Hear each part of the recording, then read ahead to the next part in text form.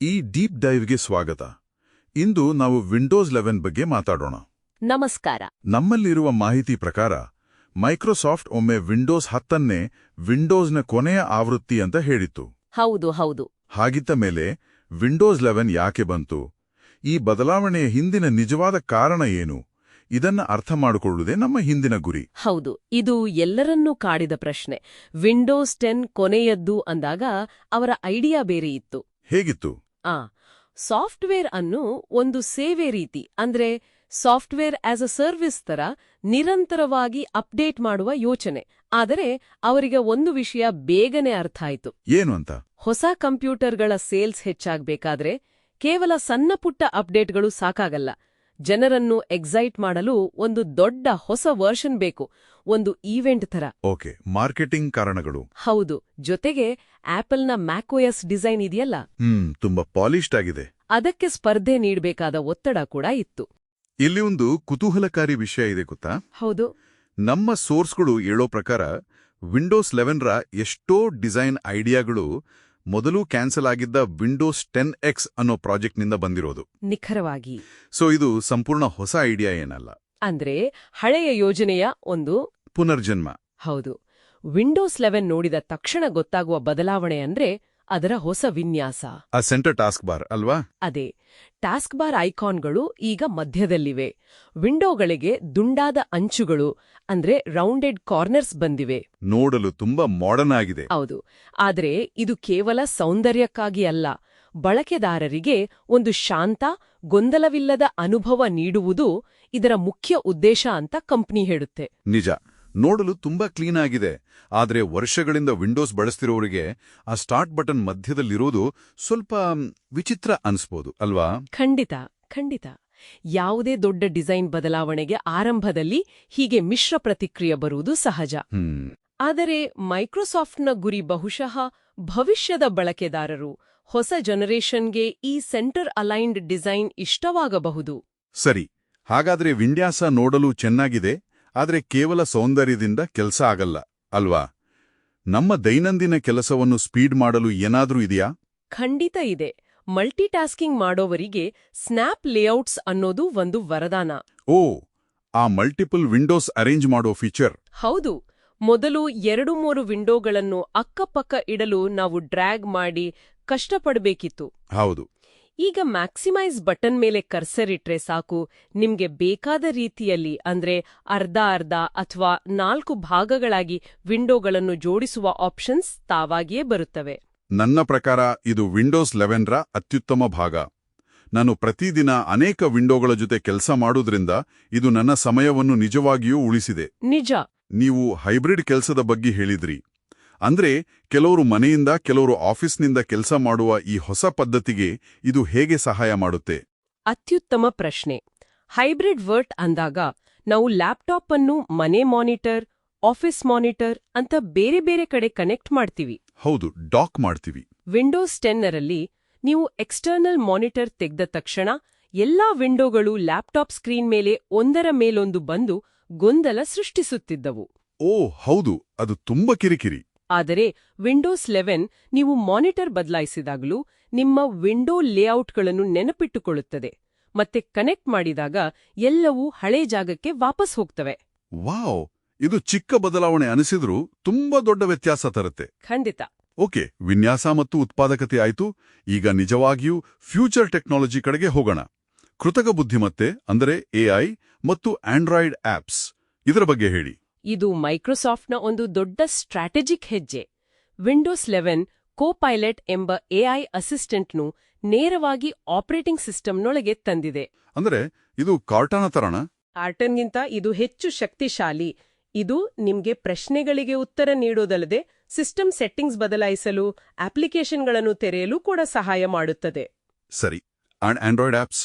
ಅದರ ಜೊತೆಗೆ Microsoft store ಮೂಲಕ ಆಂಡ್ರಾಯ್ಡ್ ಅಪ್ಲಿಕೇಶನ್ಗಳನ್ನು ನೇರವಾಗಿ ವಿಂಡೋಸ್ನಲ್ಲಿ ಬಳಸುವ ಅವಕಾಶ ನೀಡಿದೆ. ಇದು ಒಂದು ದೊಡ್ಡ ಹೆಜ್ಜೆ. ಅದೇ, ಇದರ ಪರ್ಫಾರ್ಮೆನ್ಸ್ ಬಗ್ಗೆ ಕೆಲವು ದೂರುಗಳಿವೆ ಅಲ್ವಾ? ಎಲ್ಲ ಆಪ್ ಸರಿಯಾಗಿ ಕೆಲಸ ಮಾಡ್ತವೆ? ನೀವು ಹೇಳಿದ್ದು ನಿಜ. ಇದು ಇನ್ನೂ ಆರಂಭಿಕ ಹಂತದಲ್ಲಿದೆ. ಗೂಗಲ್ ಪ್ಲೇ ಸರ್ವಿಸಸ್ ಬೇಕಾಗಿರೋ ಆಪ್ಸ್ ಇನ್ನೂ ನೇರವಾಗಿ ಲಭ್ಯವಿಲ್ಲ. ಓಕೆ. ಆದ್ರೆ ಮೈಕ್ರೋಸಾಫ್ಟ್ ಇದನ್ನ ನಿರಂತರವಾಗಿ ಇಂಪ್ರೂವ್ ಮಾಡ್ತಿದೆ. ಇದರ ಹಿಂದಿನ ದೊಡ್ಡ ಆಲೋಚನೆ ಏನೆಂದರೆ ವಿಂಡೋಸ್ ಅನ್ನು ಕೇವಲ ಪಿಸಿ ಆಪರೇಟಿಂಗ್ ಸಿಸ್ಟಮ್ ಆಗಿ ಉಳಿಸದೆ ಎಲ್ಲ ಡಿಜಿಟಲ್ ಚಟುವಟಿಕೆಗಳ ಒಂದು ಕೇಂದ್ರವನ್ನಾಗಿ ಮಾಡುವುದು. ಅಂದ್ರೆ ನಮ್ಮ ಫೋನಲ್ಲಿರೋ ಆಪ್ ಕಂಪ್ಯೂಟರ್ನಲ್ಲೂ ಸಿಕ್ಕರೆ ಅನುಭವ ಇನ್ನಷ್ಟು ಸೀಮ್ಲೆಸ್ ಆಗತ್ತೆ. ಎಕ್ಸಾಕ್ಟ್ಲಿ. ಹಾಗಾದ್ರೆ ಒಟ್ಟಾರೆಯಾಗಿ ಹೇಳೋದಾದ್ರೆ ವಿಂಡೋಸ್ 11 ಕೇವಲ ಒಂದು ಅಪ್ಡೇಟ್ ಅಲ್ಲ. ಖಂಡಿತ ಅಲ್ಲ. ಇದು ಆಧುನಿಕ ವಿನ್ಯಾಸ, ಹೈಬ್ರಿಡ್ ಕೆಲಸಕ್ಕಾಗಿ ಸುಧಾರಿತ ಪ್ರೊಡಕ್ಟಿವಿಟಿ ಮತ್ತು ಎಐ ಹಾಗೂ ಆಂಡ್ರಾಯ್ಡ್ ಆಪ್ಸ್ನಂತಹ ಫ್ಯೂಚರ್ ಟೆಕ್ನಾಲಜಿಗಳನ್ನು ಒಟ್ಟಿಗೆ ತರುವ ಒಂದು ಮಹತ್ವದ ಕಾರ್ಯತಂತ್ರದ ಬದಲಾವಣೆ. ಹೌದು. ನಮ್ ಹತ್ರ ಇರೋ ಸೋರ್ಸಸ್ ಪ್ರಕಾರ ಪ್ಯಾನೋಸ್ ಪನಾಯ್ ಹೇಳಿದ್ದೇನಂದ್ರೆ ಇದು ಸುಮ್ನೆ ಒಂದು ಅಪ್ಡೇಟ್ ಅಲ್ವಂತೆ. ಹೌದು. ಕೋವಿಡ್ ನಂತರ ಪಿಸಿ ಬಳಸೋ ರೀತಿ ಬದಲಾಯ್ತಲ್ಲ, ಅದಕ್ಕೆ ಮೈಕ್ರೋಸಾಫ್ಟ್ ಕೊಟ್ಟ ಉತ್ತರ ಅಂತೆ. ಕರೆಕ್ಟ್.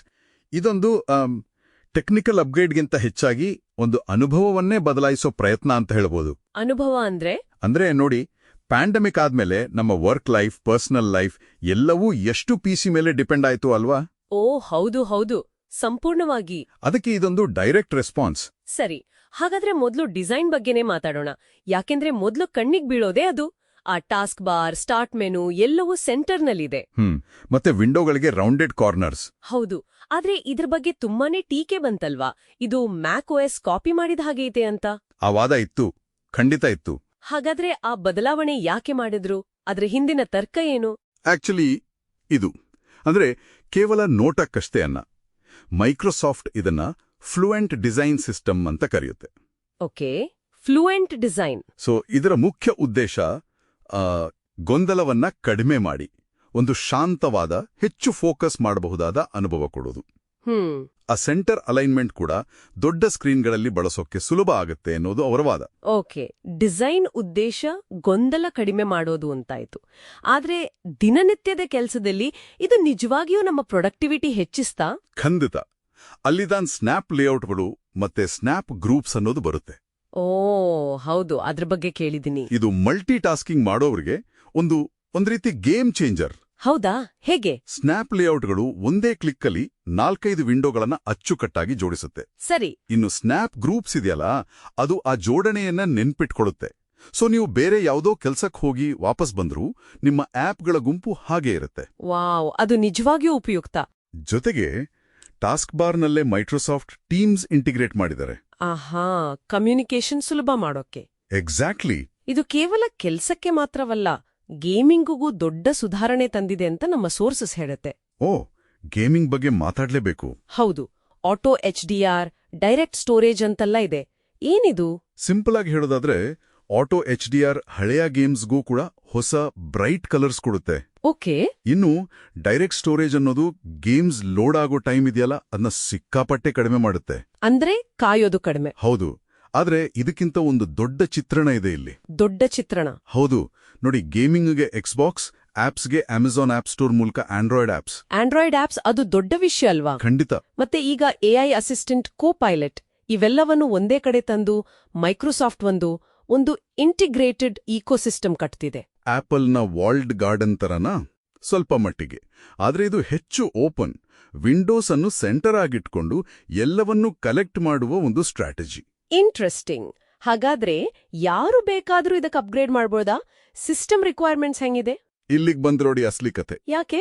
ವಿಂಡೋಸ್ 11ಗೆ TPM 2.0 ಚಿಪ್ ಕಡ್ಡಾಯ, ಅಂದ್ರೆ ಟ್ರಸ್ಟೆಡ್ ಪ್ಲಾಟ್ಫಾರ್ಮ್ ಮಾಡ್ಯೂಲ್. ಓ ಹೌದು, ಇದ್ರ ಬಗ್ಗೆ ದೊಡ್ಡ ಚರ್ಚೆಯೇ ಆಗಿತ್ತು. ಇದೊಂದು ಸೆಕ್ಯೂರಿಟಿಗಾಗಿ ತೆಗೆದ ದಿಟ್ಟ ನಿರ್ಧಾರ.